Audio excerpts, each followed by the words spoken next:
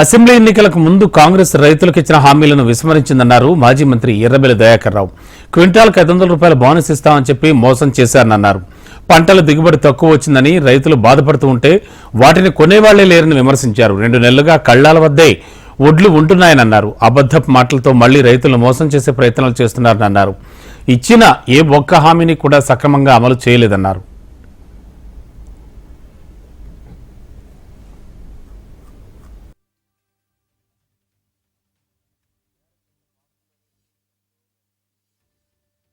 ఎలక్షన్ల ముందు నీ అసెంబ్లీ ఎన్నికల ముందు మక్కలు కొంటాం, జొన్నలు కొంటాం, కందులు కొంటాం, ఒడ్లు కొంటాం, కింటాకు 500 బోనస్ ఇస్తామని అన్నిటికి ఇస్తామన్నావు.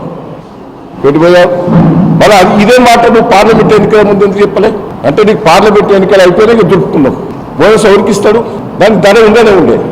నీకంతా 2200 వస్తాను, బయట అంతా ఎక్కువ వస్తాను. నువ్వు ఇచ్చేది ఎంత? ఈ బోనస్ తోటి 2700 అవుతాయి. 2700కి ఎక్కువ బయట అంతనే ఉండే.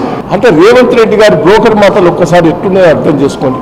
ఇది పార్లమెంట్ ఎన్నికల తర్వాత ఓట్లు అయిపోయినాయి, దాటేశారు. ఇల్లు ఎవరు నమ్ముతారు? రేవంత్ రెడ్డి గారు ఎందుకు ఇంకా చీటర్ తిరిగినే మాట్లాడుతావు? రైతుల గోసల నుంచి రైతులు పంట పండిందే తక్కువ ఈసారి నువ్వు చేయబట్టే.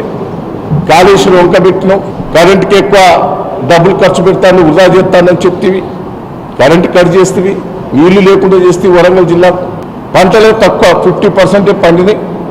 ఆ 50% పంటలు 2 నెలల బట్టి కళ్ళాల పంట ఉన్నాయి.